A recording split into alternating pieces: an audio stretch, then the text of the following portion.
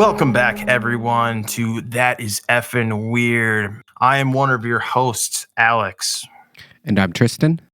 And today we have a special guest on to help us kind of dive into the unknown. Her name is Brooke. Brooke, thank you for coming onto the show.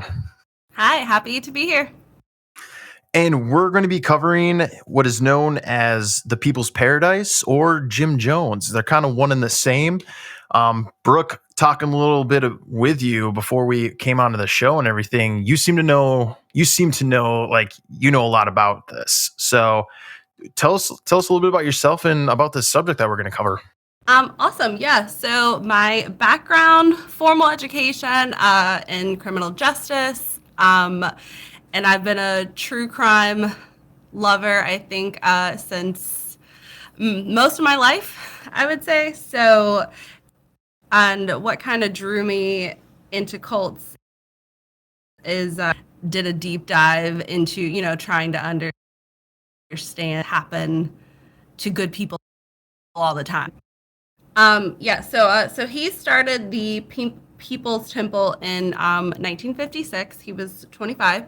And, it started out from a pretty great place. He talked about things, racial equality, had social justice programs, food pantries, clothing drives, these type of things, and talked about subjects that people weren't talking about. It seemed to concern him that Sunday was the most segregated day of the week.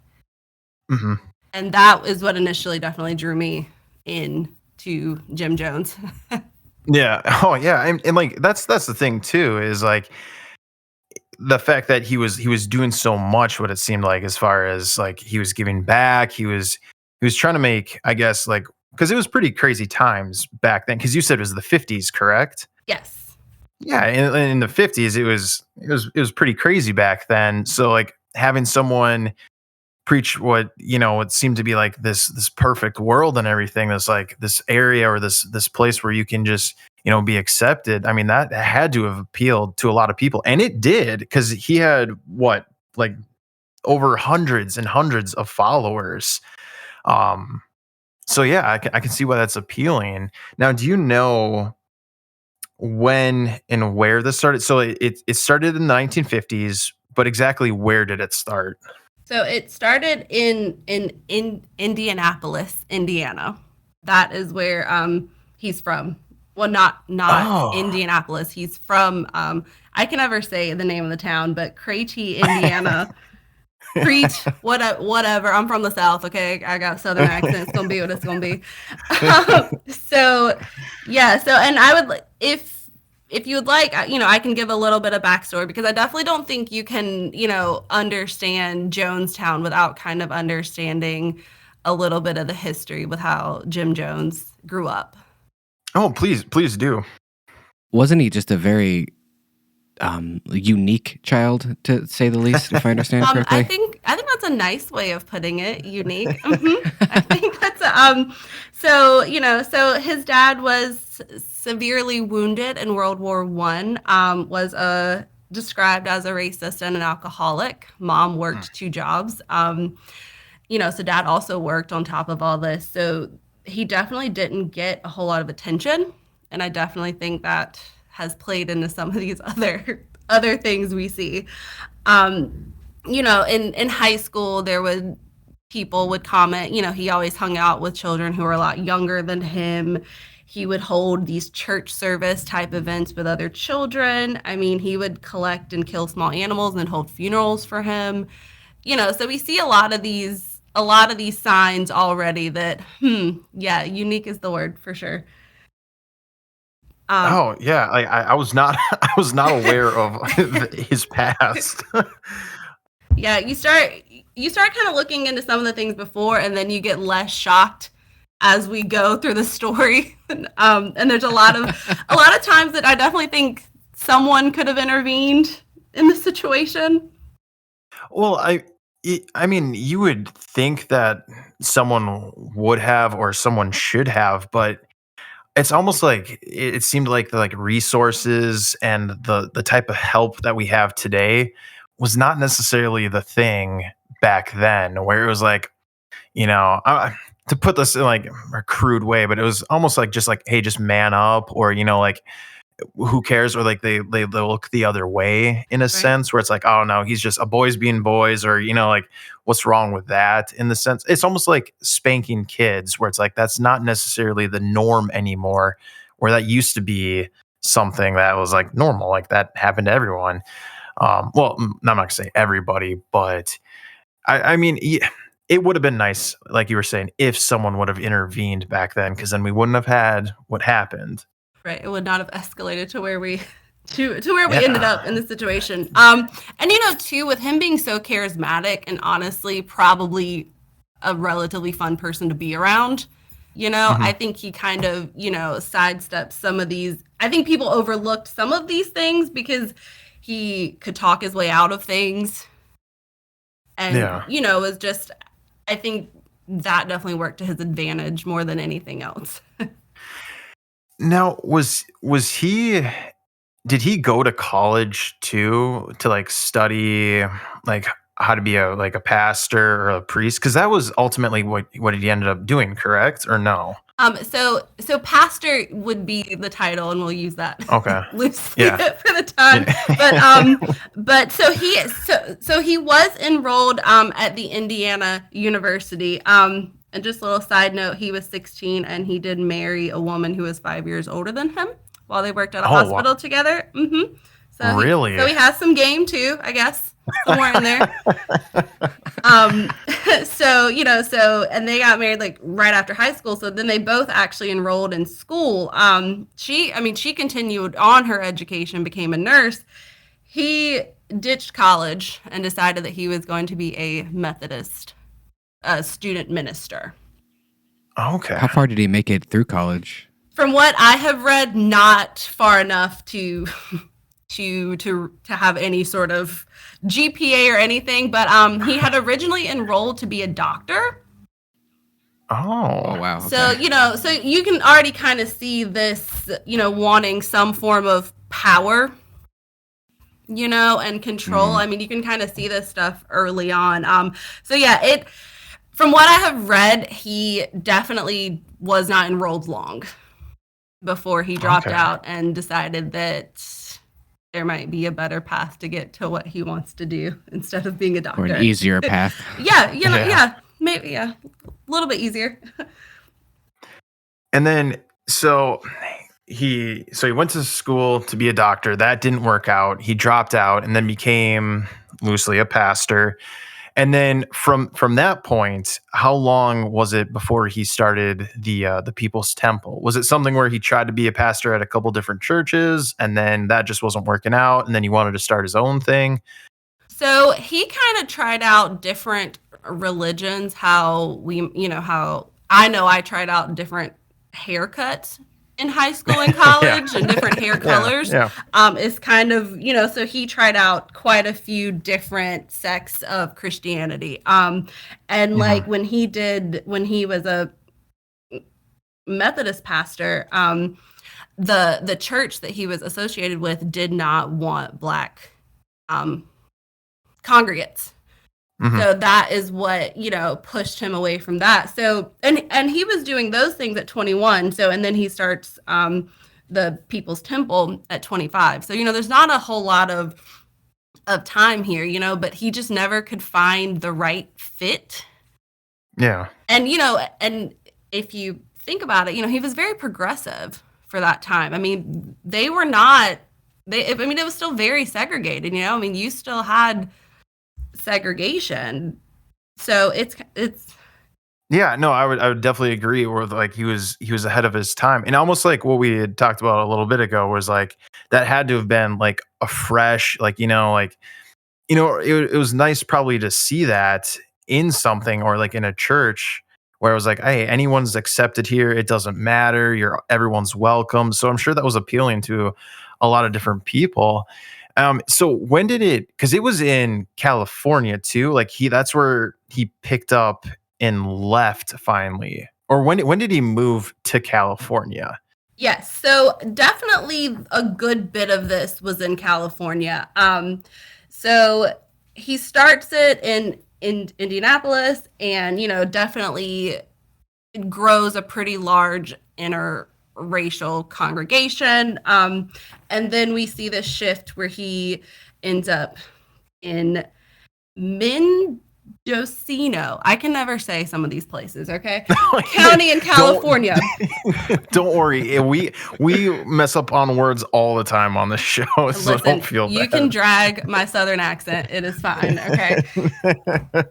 So, and what originally draws him to California is there was an article in Esquire magazine where it was labeled one of the best places to survive a nuclear attack. Yes, that is what drew him to this county. That's right, because that's ultimately what he thought was going to happen, and that's why he went to South America. Was because that's where he thought like they were going to be away from like the nuclear war if something like that were to break out. Correct? So. Kind of. You will see to all the parts of the story there is the reason that is given, and then the deeper reasoning, like them moving to California, they also had more liberal welfare laws. So their followers could move there and get on welfare and give more money to the church. Okay.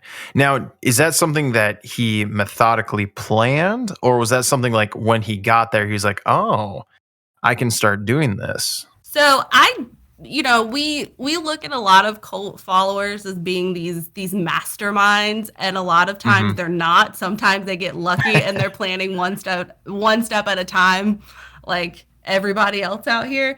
So I definitely think he saw that as an advantage, because but in Indiana, I mean, people were already, signing over their houses to the church, to him, but and their checks, their savings. I mean, people are already funding this church.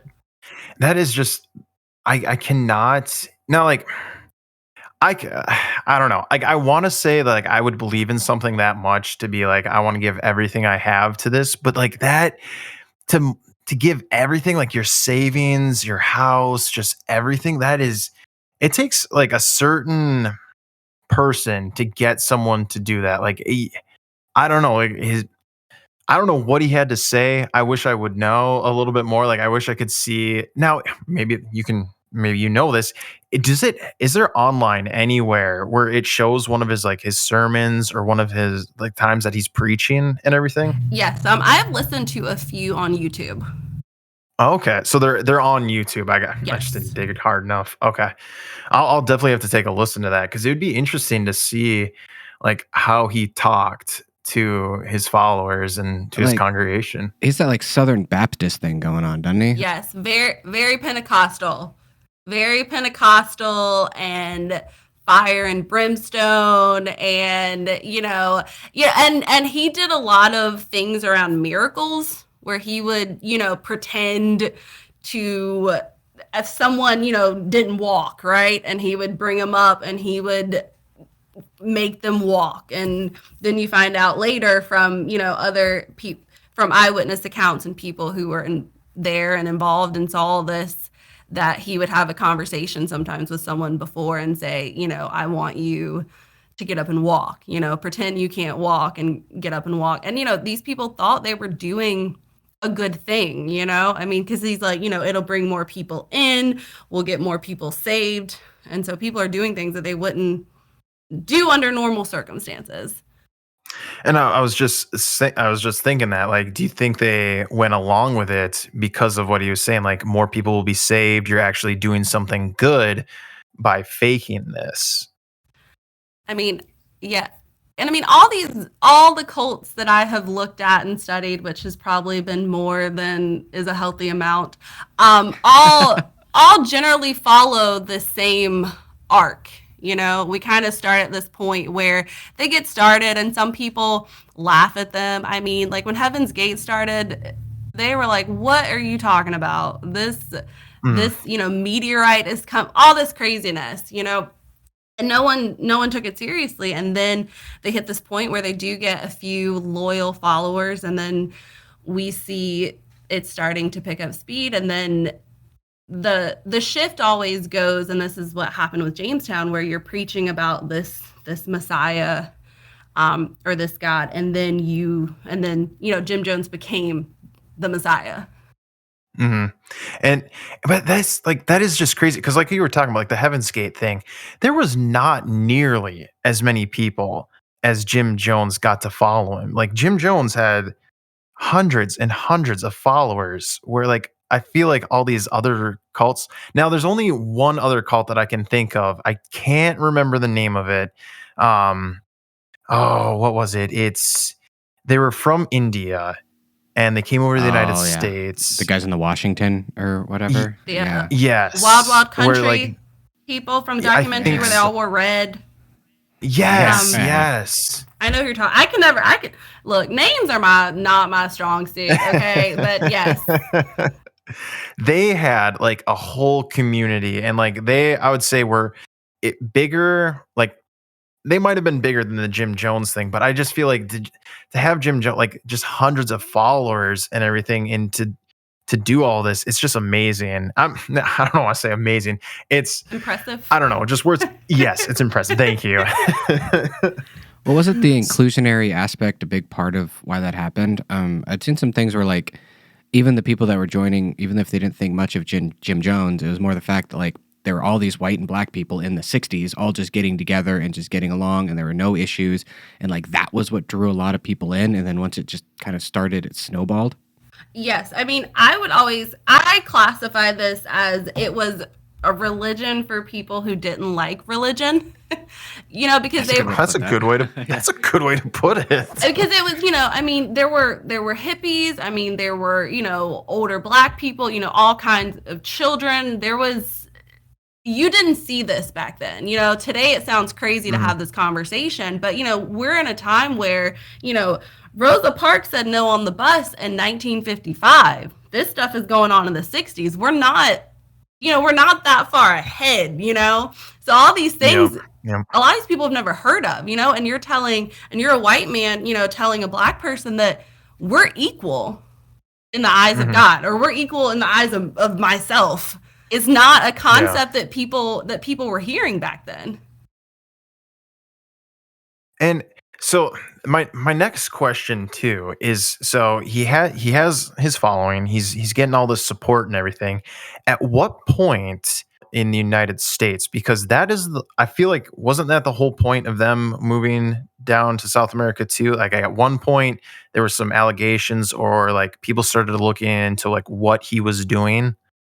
Yes. So some defectors came out and was, talking about things that up until this point no one knew, because he was very well known politically. I mean, there were, people were really liking his message. I mean, he helped a few of the businesses change some of their racial practices. I mean, he was doing a lot more than I think people, even realized. I mean, like the mayor sang his praises, the governor. I mean, there were lots of people who he rubbed shoulders with that, you'd be surprised about. So what ended up happening, stories were coming out of some of the people in the congregation being beat for violating some of the church rules. It came out how people were giving up their savings and homes. And, sometimes people would decide to follow him, and a mom would pack up her kids and leave her husband and just leave. Pack what they could in the car and would go join them. People were doing things that were very out of character. And it was bringing up, all of their concerns. And things definitely shifted. Can I talk about sex on here? Can I say that? Can I? Yeah. Okay. Yeah. Okay, I didn't know. So he was doing things like requiring some of his followers to be celibate, while he picked some of the others, some of their sexual partners. He was having sex with everyone. Everybody. Oh yeah, I heard. Yeah. Didn't he claim that like he was the only heterosexual man. Wasn't that a thing that he had said? Yes, he kind of you see this shift, as definitely when he's talking about we should follow the Messiah to now that is me. Yeah. So did that happen before they left? Yes. Like was that like the tipping point almost of like, all right, I'm the one you should follow. Listen to me. Let's get out of here now. So there was a little bit of time. What ended up happening, all these things ended up coming to light in an article that was going to be released in a magazine. Our journalists were catching wind. They were talking to people who had left, the defectors, and all of this. And oddly enough, Jim Jones had bought a 25-year lease in Guyana, over 3,000 acres of jungle. So, okay. I always thought, maybe I just didn't do enough research. I always thought they just picked a random spot on the map and just went there and they just started building. I did not know that he actually purchased the land. Didn't that have to do with the nuclear holocaust thing? Isn't that one of the other safest places in the world would be Guyana? Yes. So, I think this was kind of in the works, but I think that's the reasoning that was given. But with these things that were starting to come to light, people were asking more questions. I think he kind of foresaw, things maybe taking a turn pretty quickly. Okay. All right. So he had that, and he sent a group to go head down there and start working. I mean, they were working on Jonestown for about 4 years before Jim went, which a lot of people don't know that. But when Jim got there, there was already a few buildings and structures, and they had livestock, and they were already starting to garden and have food. And so some of these things were already in place. Now, did he ever visit there before actually moving down there? Or was it a very now in my mind, I'm thinking everyone just picked up and went down there all at once, but was it a very slow movement where handfuls of people would go a couple a year or something like that until everyone was there? So no, you're right with the article. Jim got wind that article was going to be coming out. Mm-hmm. And so did kind of pack up overnight and take about 1,000 people there. Oh my gosh. Overnight, they say. So however that looks, but literally they left in the middle of the night. Oh my God. I don't even know how you can organize that. That is, to me, is amazing that you can tell all of your followers or just a bunch of people, 1,000 people, hey, guess what? We're going tonight. Pack up your things. That's amazing. Well, I think when you have, a group of people who are all, they're all mostly living together, eating together. They're very involved with each other. It would be, I think, a little easier than probably sending a text today, because all these people are already, they're already around each other. That's true. That's true. But I think about if you just take work, for example, anywhere you work, just getting everyone on the same page and just to meet up, or even for this podcast or whatever, just organizing times that fit with everyone, that takes some work. Now imagine 1,000 people. That had to, and like you were saying, they didn't have text messages. They had phones and people to go drive and find everyone. But I think you are right too, where it was most of the people were living close by each other or living with each other. Mm-hmm. Okay. Yes, they did have communal living and those type of things set up. Now it wasn't all in one building. All 1,000 people weren't staying in one place, obviously. But they did have multiple in California. They were growing pretty quickly. Getting exact numbers for those type of things has been challenging because, who's to say who is a loyal follower and who has just come on Christmas and Easter to church. So, I've never found exact numbers, but I just have always read that it kept growing and kept growing, that they had multiple headquarters in California before they did pack up and move. Okay. Now, something like I don't want to get off topic too much, but kind of taking a few steps back. Now, was the you said he got married. Now, did he stay with the same woman the entire time, or did he get a divorce or anything like that? Or because I do remember his wife being like a very intricate part of Jamestown or of the People's Temple. Yes. So he kept the same wife, Okay. Marcelin, if I'm saying that right. Marcelin. So yeah, he kept her. I mean, from when they got married when he was 18, and she committed suicide the same at Jonestown. So they stayed together the whole time. Now, I have seen different documentaries and read different things. I mean, he definitely had other lovers, if you will. And I mean, and there were a few other women in Jamestown who, would consider themselves probably a girlfriend. Mm-hmm. But I mean, she was loyal to him from the beginning. Okay. And that's what it seemed like too, from like what I read and like because I'd seen a documentary about it too, that it seemed like she really supported him and like, was there for him like through all of this. He was very good at targeting, I definitely women, but targeting people who he knew he could control. Mm-hmm. No, I guess that's what makes him a cult leader. Right, exactly. Yeah, that's how so that's how we end up here.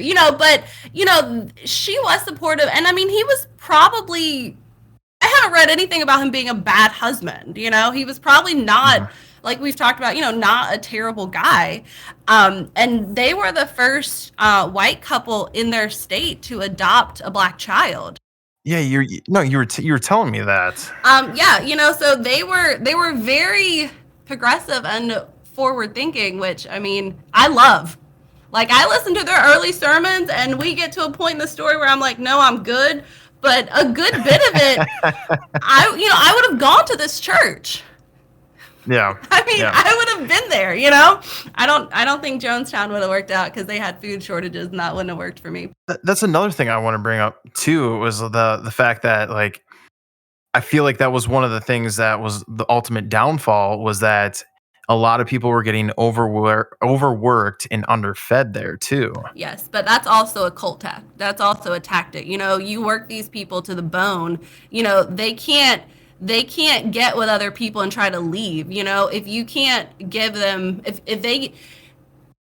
we look at the hierarchy of needs, if they're barely meeting their bottom of food, shelter, water, they're not going to be looking at the top of, this place sucks. This is not a good idea. We need to get together and leave, because they're so focused on, only they have to eat.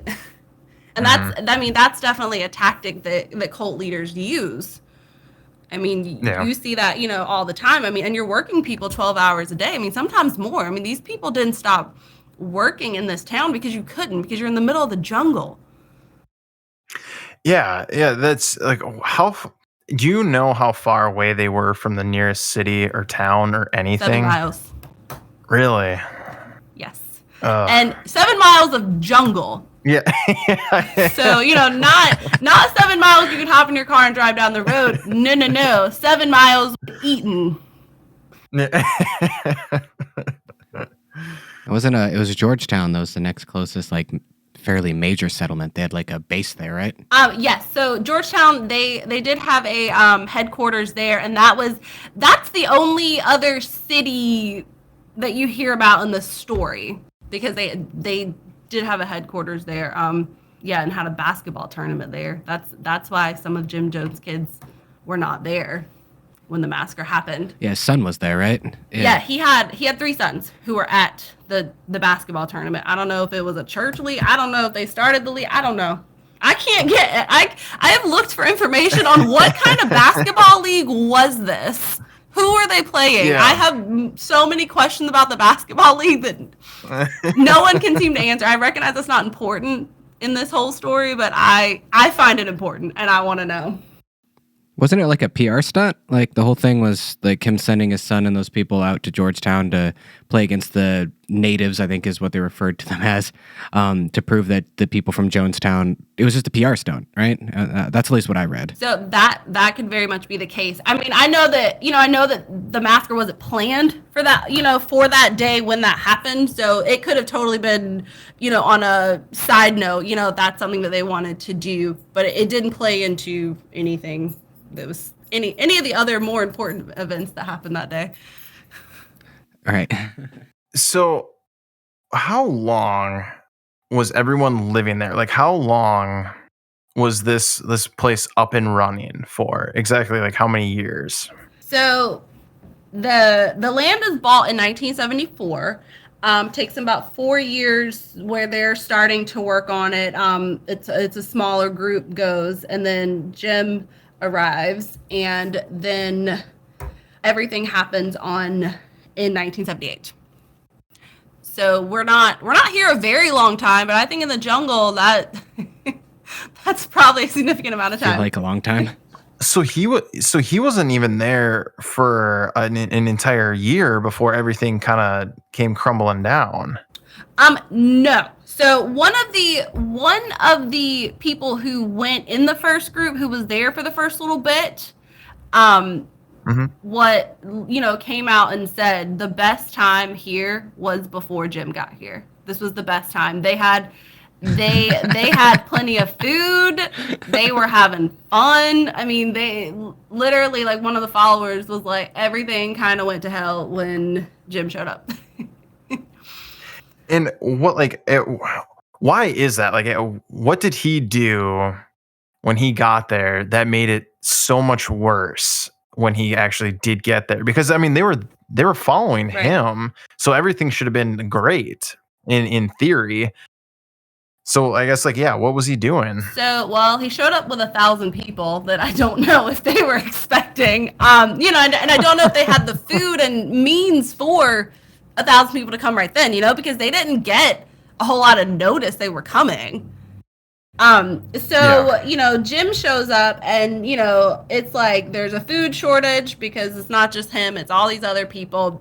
They get there, they have to give up their passports, all their belongings, all their medication, so I think, and this is just opinion, I feel like that the whole atmosphere changes, because then you feel like you're almost being held hostage. I was saying it goes from like a communal thing, which is the whole thing he wanted, to like a totalitarian thing real quick. Right, exactly. It goes from, people are having fun and they want to do this and they want to provide, these things, school and a hospital and all these things that they are building to make this utopia. And then Jim gets there and all these people get there who, they've already established their routine and what they got going on. And then you have all these people show up who have no idea what is happening. Yeah. Well, and I never read or I didn't ever see anything where it was like they never had enough room. It's enough room for everybody. It seemed like, at least for that. I mean, like, again, I don't know. Maybe you could shed some light on this. Was it to the point where like they had to put like multiple bunks in all these rooms and people were like sleeping on top of each other, or was it space? No, it was definitely, I mean, people were in bunks. I have read accounts of, you work for 12 hours, I sleep, we switch, however many hours, people were switching. I mean, and, that kind of strips people out of their individuality, and I think that, I mean, it's another cult tactic, because you have nothing to, you have nothing that's yours. Yeah. And you feel like, everything that you have is because it's been given to you by Jim, ultimately, is what I think a lot of these people were kind of feeling. Mm-hmm. And wasn't like another thing that he would do is just like random points throughout the night, he would like make everyone come to like this like big gazebo area, and he would just talk to them for like hours, and just like in the middle of the night. Yes, we are getting to the exciting stuff now. Yes, he would hold white nights. Okay. And that's what they were called. He would come on the intercom system, and everyone would have to meet underneath that gigantic gazebo, and they would do mass suicide practices. He would preach for hours. And I mean, like they would practice. I mean, they would drink Kool-Aid that they were told was poison and it wasn't. And again, these are all power and control tactics. You're keeping people exhausted. They're working all day. They're not sleeping. And then you're doing this mental game of, people are thinking that they might die. And it's just practice. So a lot of things, because in my mind, like before, just before diving into any research or like knowing too much, because I knew very little before I actually started doing a little bit of research before we started talking. It seemed like everything was great there, but everyone was just so devoted to him that they would do anything that he said. But it actually, in turn, it turns out that the living conditions, what he was doing to him psychologically and physically, were just wearing all of these people down. Yes, I mean, and that was definitely planned to be that way. But you see the pictures and the videos of the kids singing and everyone smiling and they're picking fruits and vegetables, and this place looks great. This place looks fun. They look like they're successful. Yep. And they actually have this utopia, and that's what people talked about is the idea was there. And I mean, I think at the very start, I think they may have been on that path, but as we see on that arc, you kind of get to the top and then things start unraveling and falling apart, which is what happens here as well. So a lot of people were told to smile for those pictures and to do all the things that were in those videos. They were directed to do that stuff. So he had his own like film and like camera crew to essentially like publicize like how great it was there. Yes, because I mean, most cults' goal is going to be, to recruit as many people as possible. But that's something that I don't understand, is that like he kept preaching that he wanted to be left alone and like just like not be like, he wanted to be out of the public eye. So why would he go through all this effort to like make it look like it was the best place there? Like I just don't understand that. Like why wouldn't you just try to like just cut off from all, social media, not social media, but like the media, just like all the press and everything like that. I don't understand, unless it was something where maybe was he giving this stuff to like tell people like, here, send this stuff to your families, or like, do you think government officials were at, because I do know that congressman eventually went down there. Right. Do you think he was trying to like prep like all this stuff and be like, hey, look at how happy everyone is here? So, I think it's, similar to the Nazis, like recording everything in the sense of, I think somewhere in Jim Jones' minds, he thinks it's going to turn out great, and he's like, I want to document this so that we have this, so we can show people, I did this, we did this. And I mean, it would be very rational to, go down there and cut ties. But, alas, we are not dealing with someone who's too rational. And, getting out of the public eye, he wanted to be out of the public eye from people who were going to question him. Not his little, if you're going to follow him, come right on. This is what we do, come here and live here. But for all these people who are starting to question him and, try to figure out what's going on and see that things aren't quite making sense, he's like, no, y'all can just stay there. Y'all don't have to come. Y'all don't have to see anything we're doing. And then like another question that I have, I don't know if you can answer this, is like who got to pick who got to go to Georgetown and live in that headquarters? Did he pick them, or was this something where it was switched out, like it was a rotating thing, almost like the daily work? Or was it, do you know anything about that?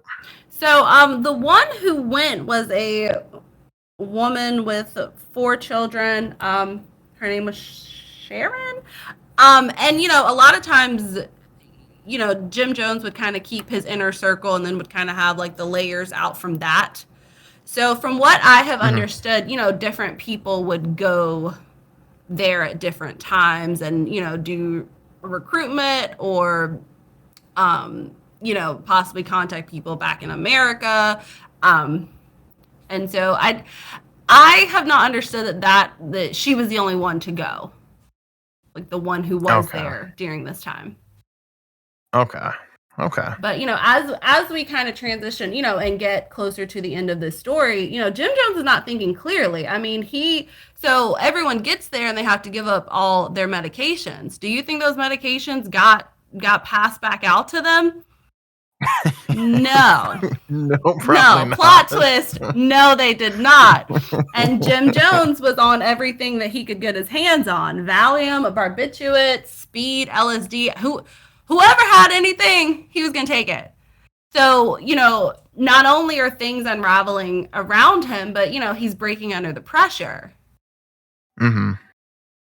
So that ultimately, like the fact that he was taking all of these drugs, being like paranoid about like press and like people like leaving, and all just like all this stuff was just mounting up to eventually where he just cracks. But what, isn't it the congressman, or is it a congressman, or is it a senator that goes down there? Congressman Leo Ryan goes. Okay. And so what ends up happening is there are, some people back here in the United States who have family members there, and they can't get a hold of them, or some of them have been able to talk to them, and it's like they've been getting these scripted responses. They don't know what's going on, and they cause enough of a stir, with the press, and they reach out to the congressman, and because they're like, something is wrong.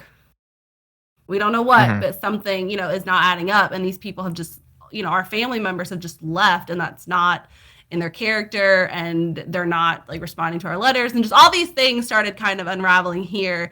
And people were getting concerned about their family members, and especially after that article came out, and all these terrible things had been happening here in California. So who knows what's happening at Jonestown at this point.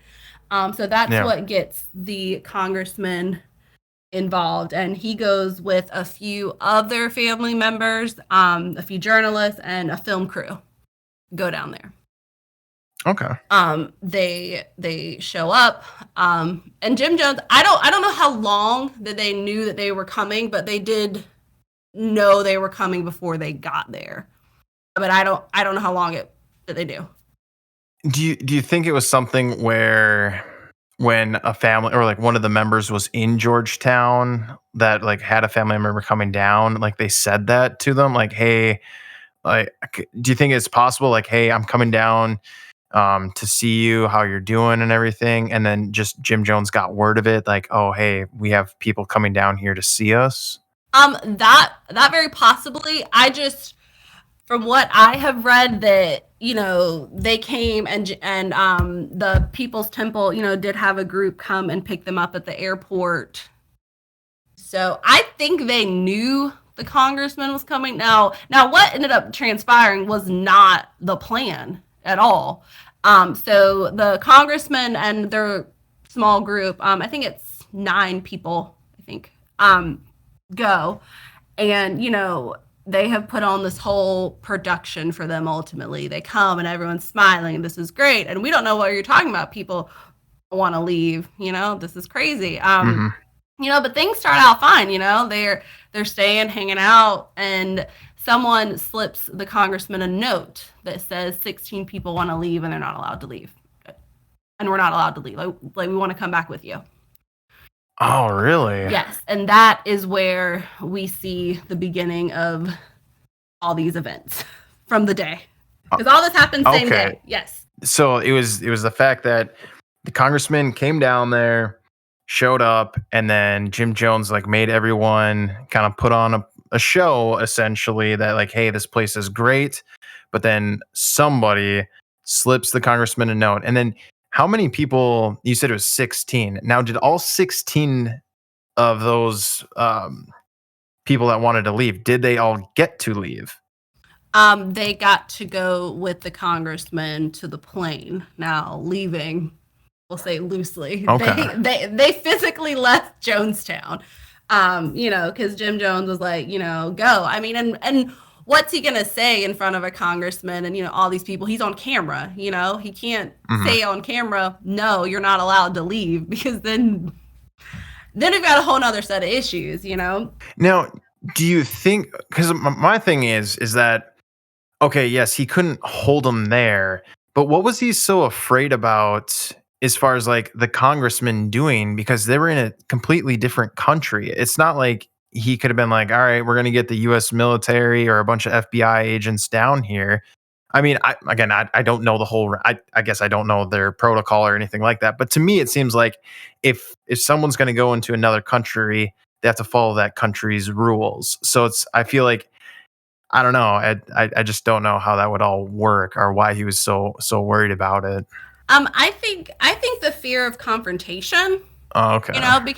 Because we see, he leaves Indiana, goes to California, really before anyone can ask questions, he goes to California and he pieces out in the middle of the night, and before he has to answer any questions of the things that have come out.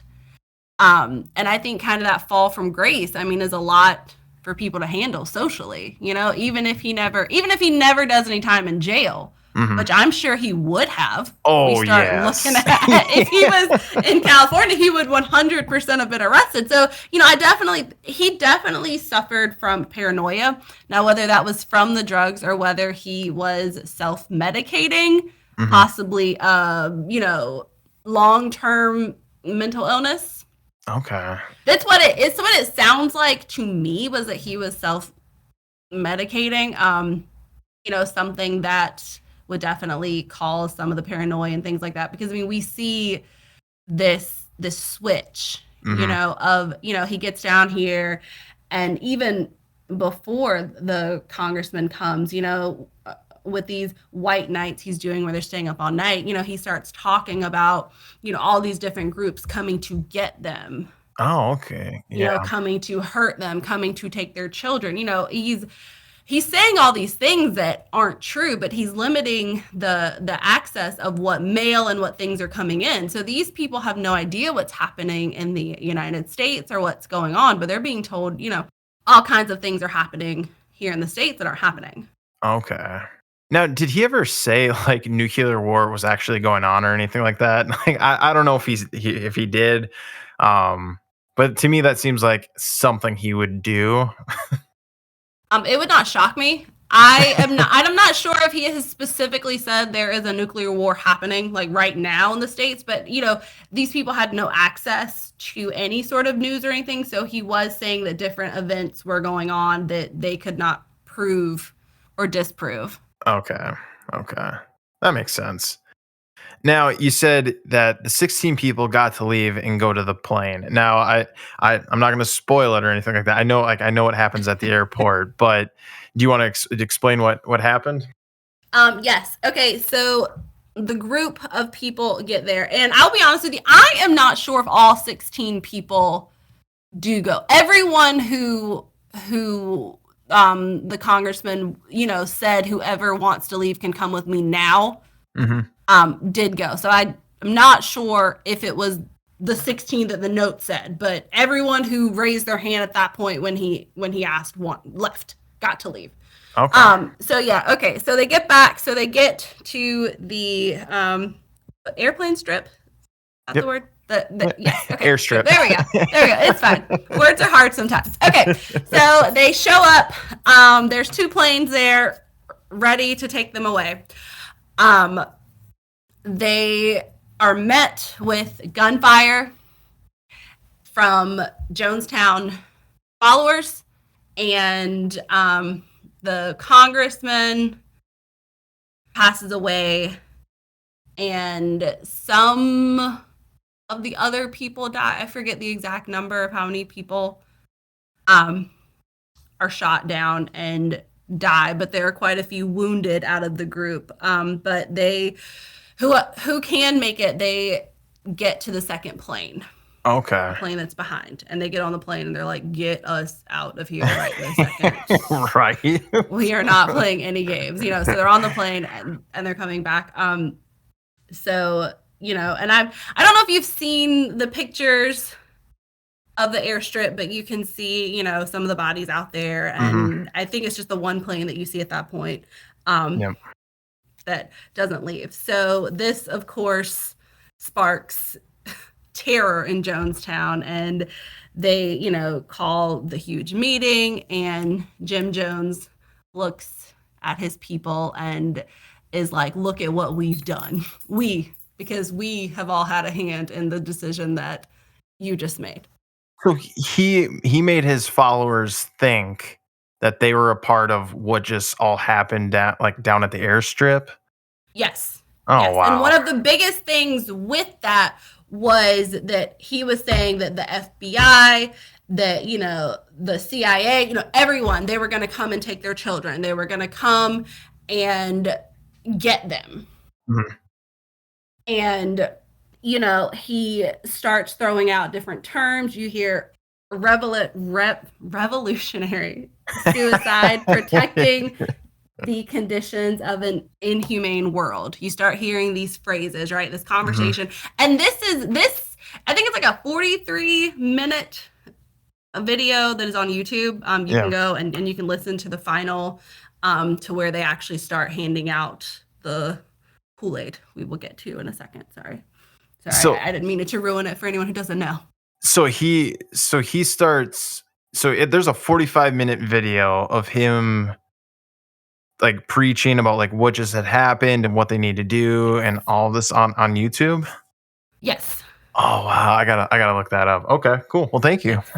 It is on, and it is worth listening to the Definitely.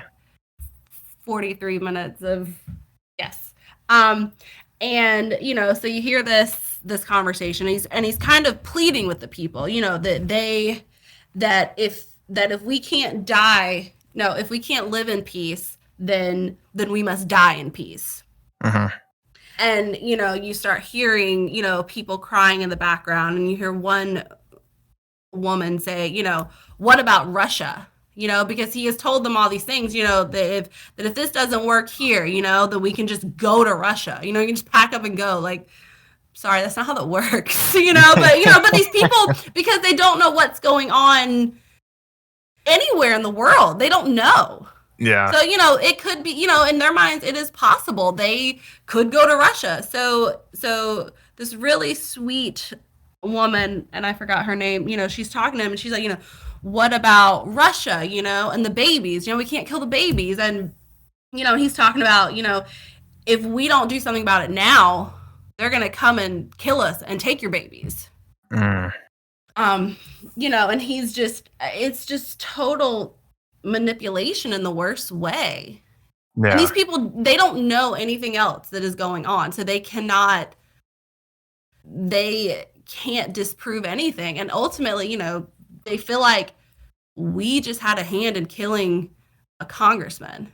And I think one of the other things too that kind of adds to this is like a lot of people were there with family members too, or like what they considered to be like really close friends, family members, and they were all agreeing with what Jim Jones was saying and preaching, and like almost being like, hey, we gotta end it peacefully, and they were agreeing with him. Like I think that has to be probably one of the hardest aspects. Just like I know if any of my family members, or if like all of them were like, hey, you got to listen to him, you got to drink the juice. I think that would be really tough for me, because there was a handful of survivors too from this. And I do remember them saying like, they're not sure if they would have done it or not, because of, they weren't there at the time for whatever circumstance, but they said it would have probably been a really tough decision had they been there.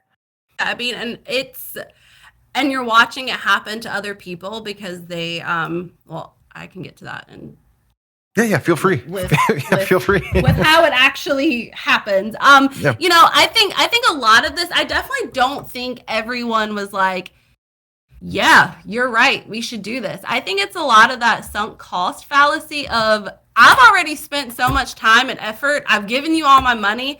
I have nothing left. If I go back to the U.S., okay, then what? And if you're telling me, there's a race war and all this stuff going on in the U.S., so I'm going back to that, Yeah. So I definitely don't think, everyone was in agreement, but I think you kind of get to this point where, what else can I do? Or if you've just watched, a mother, give something to her baby, how, the guilt that the survivors have, that they didn't speak up, they didn't do things. But you start looking around, there are people around them holding guns while this conversation is happening. You're to a point where you're like, okay, well, if I don't drink the Kool-Aid, then they're going to shoot me. These are my options. And I think that's so weird too, because he always said that there was no guns there, but obviously there was, like, clearly. Oh, absolutely.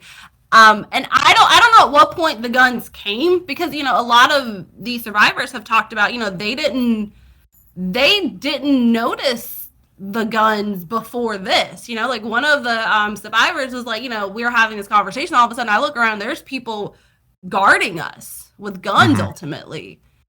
So you have this just whole shift, of not only do you feel responsible that, someone and multiple people have been murdered, but now you're like, well, what are my options here?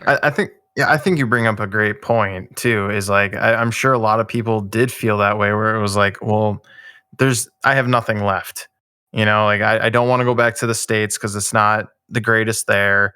I gave everything I had to this place. I'm sure probably family members cut off their family members that went there too. So it's like, I have nobody, and maybe a couple of like the other people that you consider your friends are feeling the same way, where it's just like, you know what? Why not at this point?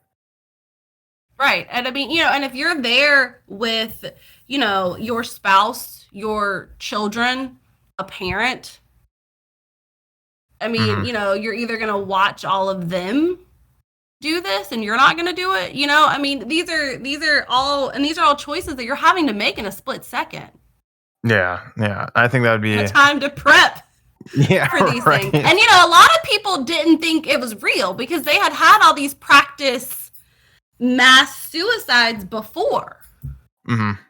So, I definitely think too, I think there was a good amount of people who's like, we've done this. This is, this is another day at Jonestown. Like, I don't mean to laugh, but like, that is true what you're saying. Like, they did practice, as weird as that is, they did practice for that sort of situation. But do you think that they noticed like how it was different though? Do you think they knew that just something, like they knew that this was the real deal this time? I do not personally, this is again, opinion. I don't personally believe it hit them until so the people, so they bring the vats, and they mix cyanide and Valium. And I have read different accounts. It is not important, but I have read that the Kool-Aid is fruit punch or grape flavor. Yeah. Okay. I have read more that it is grape, but I have also read whatever kind they had, right? Yep. So they mix all this stuff together. But again, this for them at this point is routine. Yeah. And I definitely think people may have thought it was different, but I don't think it hit them until, so they started with the babies first. And they had like syringes and they put it in their mouth, and they were told that this was going to be, they were going to fall asleep, right? This is how this is going to work. It was going to be peaceful, and they were all going to kind of drift off into this sleep state. It was not like that at all.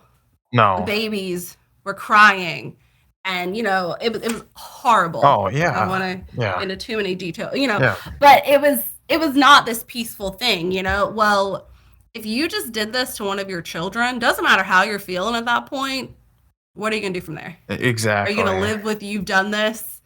So they started with the babies, then started with the children, and then the adults, whether they helped each other, or just with like their own family units, or however they did it. And you will see in the photos and things that, if you'll see a mom who has her hand over all of her children, or, they will be holding each other.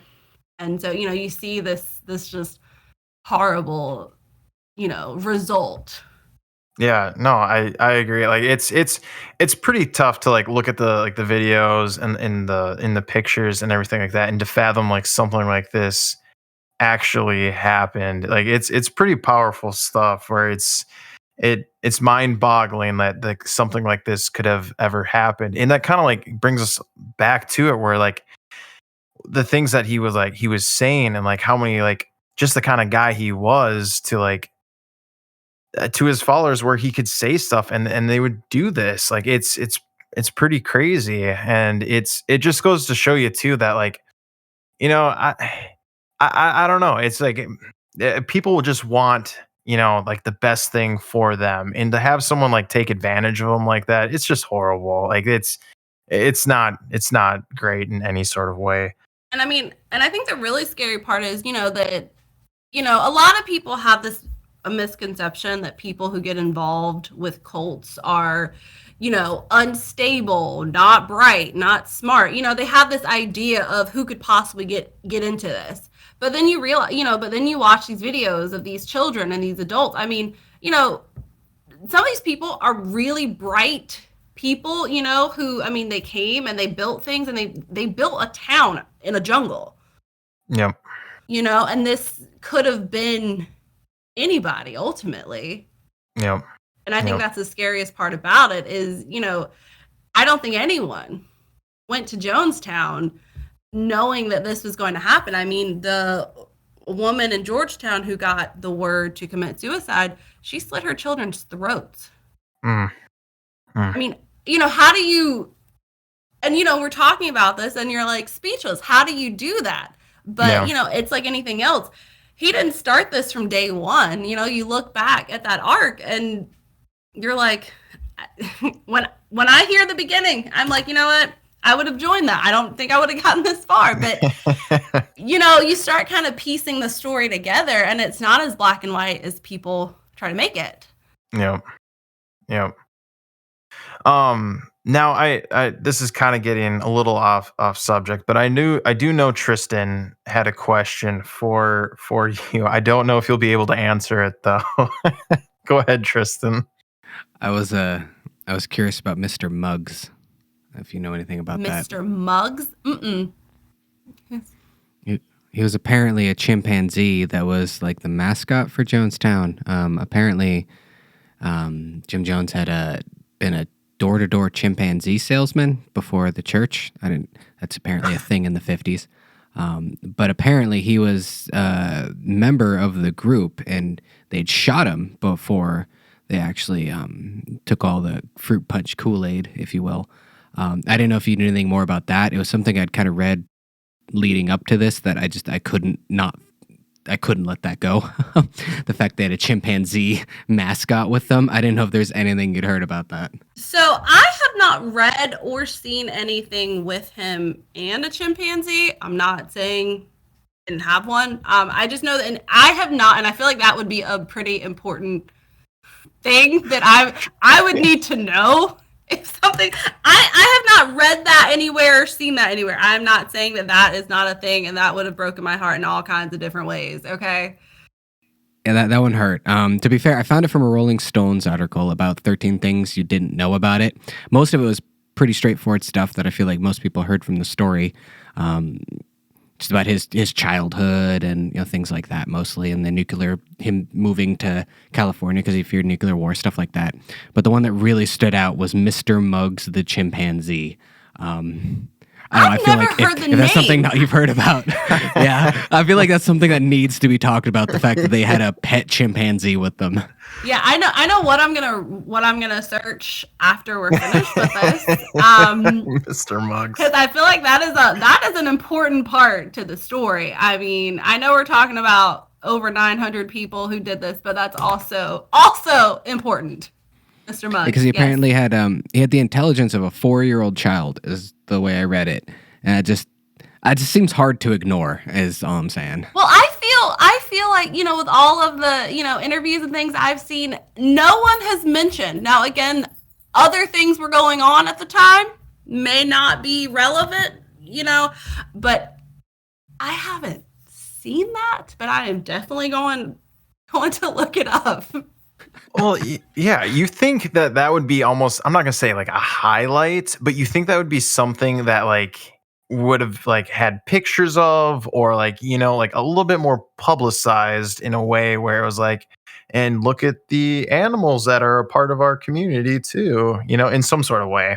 Yeah, I mean, and they had livestock. I mean, they had, and I don't when they say livestock, I'm like, okay, but like livestock, like cows and chickens, or like livestock they consider livestock there, like panthers, tigers, Well, like what? maybe they meant Mr. Muggs as livestock. It's part of that.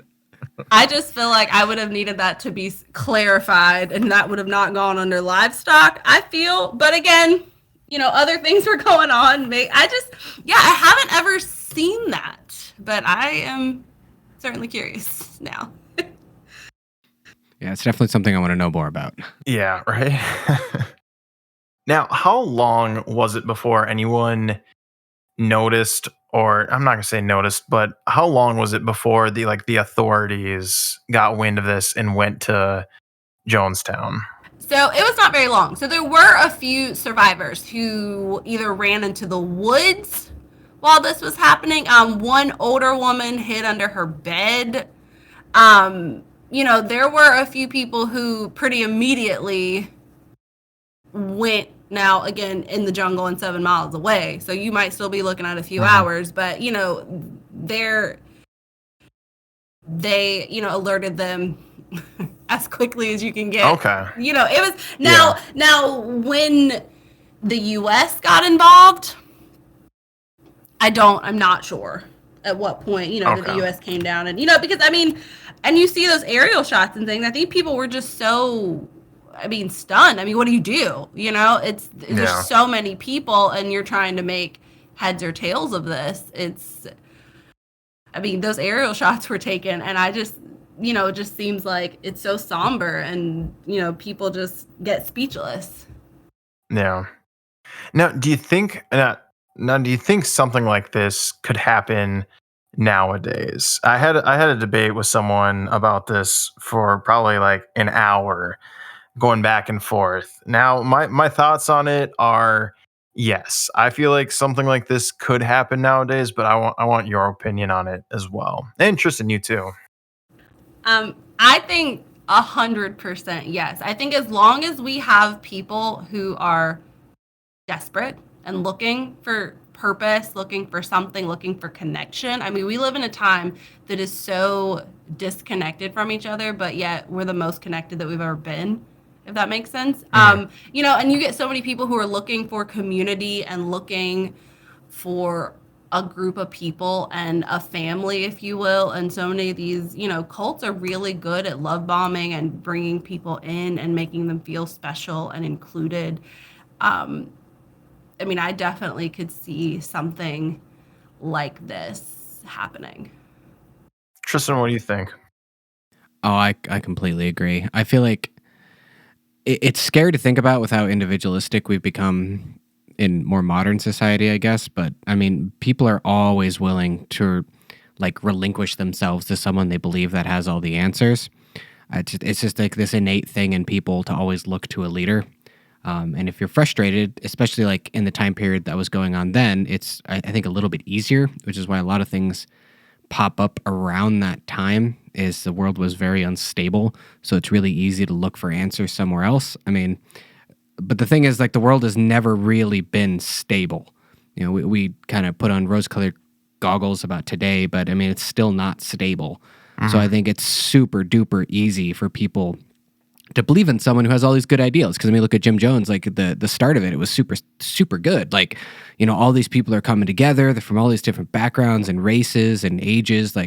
They're talking about all these socialistic kind of ideals of just let's be a community, let's help each other. That appeals to absolutely everybody until you start putting it, into practice.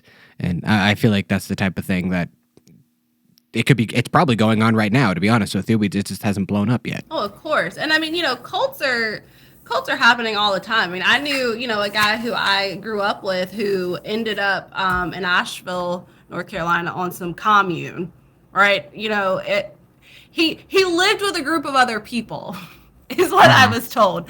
Okay, so a cult, yes. Yeah, because he was living, in like the mountains, and there's so many, and we talk about Jonestown because that is one of the biggest, and so many other cults have followed in some of their footsteps, and I think has used this as almost a textbook for how to run their cults. That they're all around, and there's so many more than people, have no idea about. And I have read stories about things that are honestly way more terrifying than Jonestown.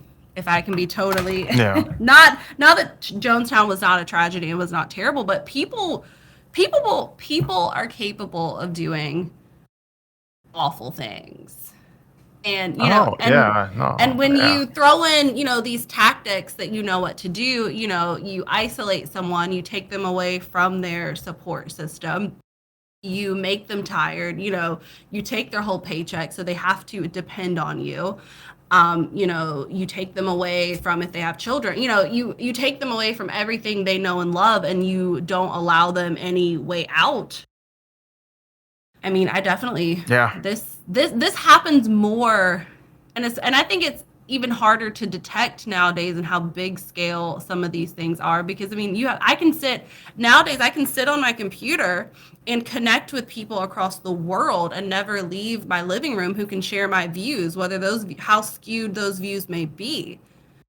So if they're planning something that we do online, we can do that, and no one would have no idea how big scale it is.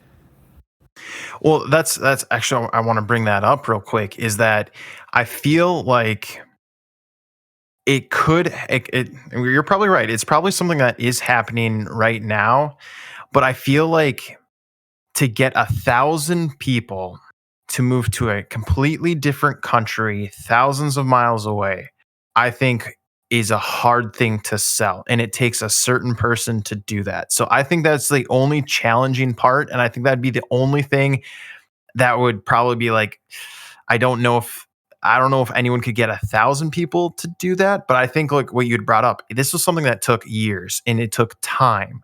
So I think given that aspect of it, where it's like you have like 10, 15 years of that buildup, or maybe not even that long, but it's to that point where, I have this group now, everyone trusts me and everything. Okay, now we can move because everyone will listen to everything that I say. I think that would be the only thing where I would be like, I don't know if that could happen nowadays.